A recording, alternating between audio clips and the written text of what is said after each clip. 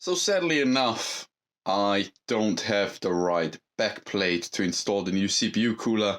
Apparently last time I sent the PC back because it was still under warranty, they didn't send the right backplate with it again.